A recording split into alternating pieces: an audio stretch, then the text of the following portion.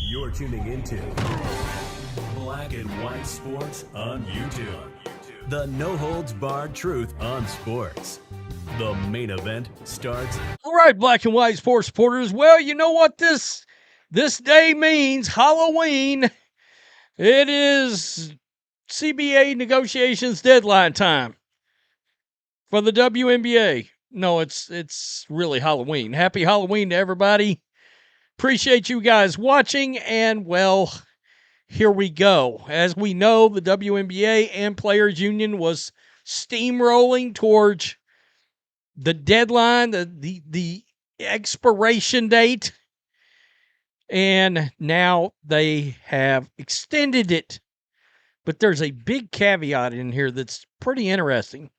WNBA and Players Union agreed to extension for CBA negotiations. Now, see, if this would have expired, in theory, the league could have been like, we'll lock you out. Or the players could have been like, we'll strike. Or they could have just kept going and then said 4 days from now, we agree on an extension. Well, here we are anyway. They agreed on an extension. By the way, I kind of thought they would. WNBA and WNBPA agreed on Thursday to a 30-day extension on their labor negotiations. Sources with knowledge of the discussions told The Athletic. The current collective bargaining agreement will now expire November 30th. So we'll be doing another extension on the 30th of November. Got it. The Athletic reported on Tuesday that the league had offered the Players Union the extension. The two sides continue to meet in person on Wednesday and Thursday before the WNBPA elected to accept the WNBA's extension offer. They will continue to negotiate a new CBA during the 30-day window.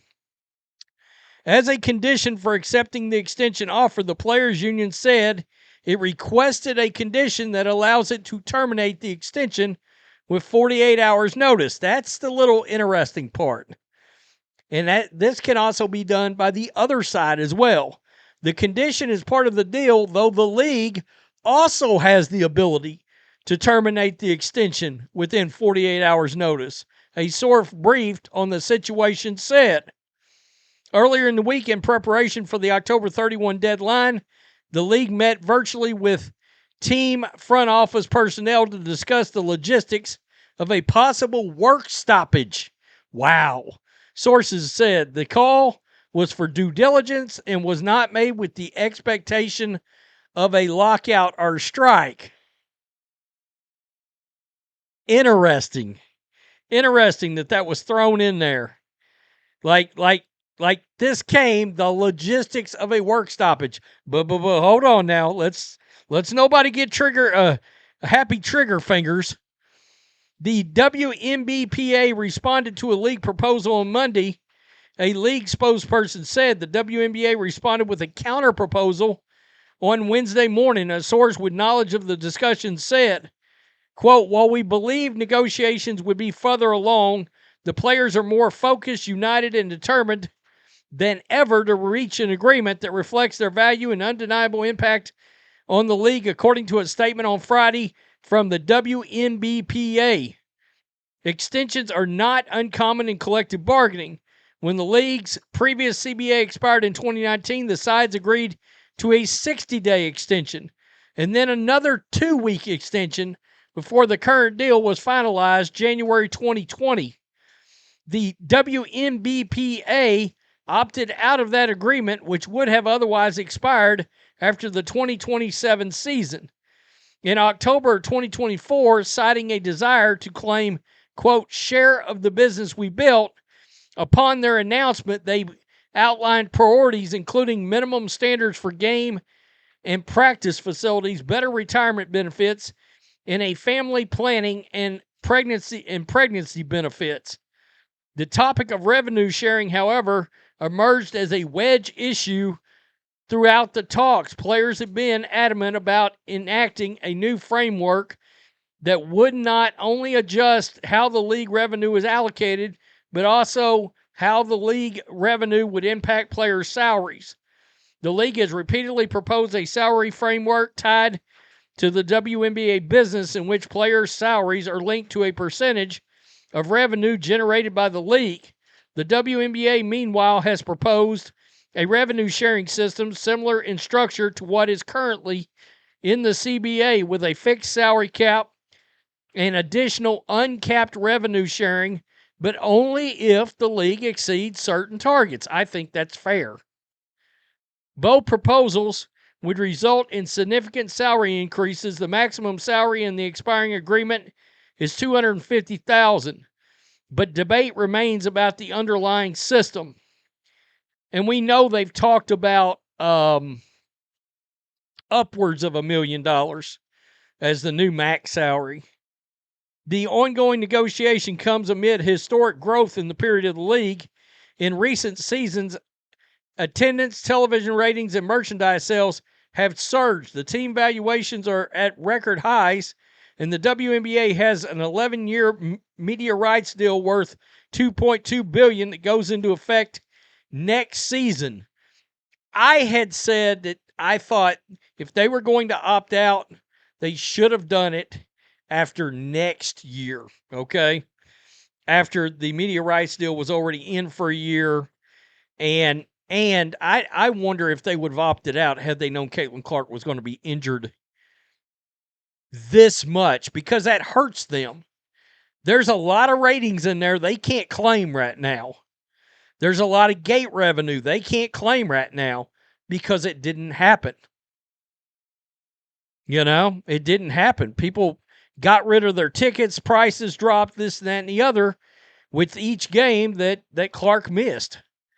The league is also rapidly expanding, and 5 more franchises are set by 2030. He goes on to talk about the $250 million expansion, up from the $50 million fee. Again, that is a one-time charge. That's not a reoccurring amount of money that's coming into the league.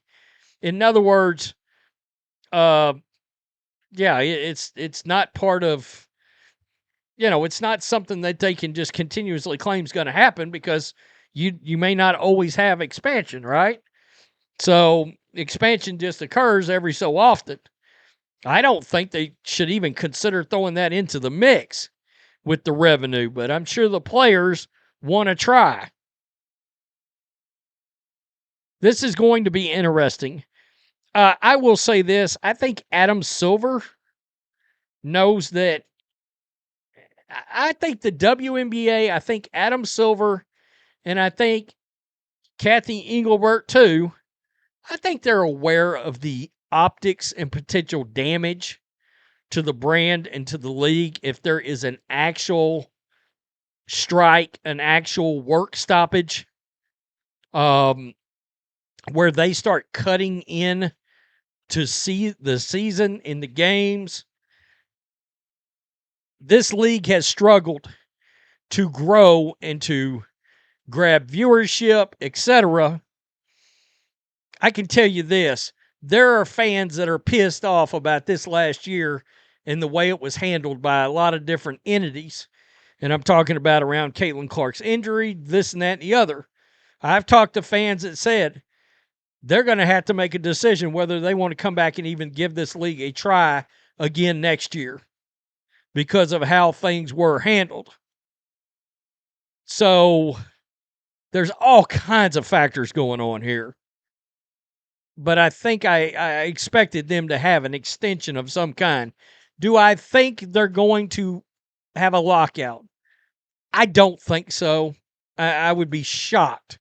I would be shocked because the owners of the league, they don't want that. They're just now in a position where they can actually make some money for once.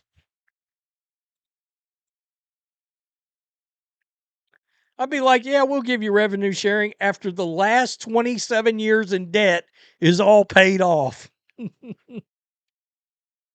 Tell me what you think. Peace. I'm out. Till next time. Thanks for watching the show. Be sure to like, comment, and subscribe. Be sure to tune in next time on Black and White Sports.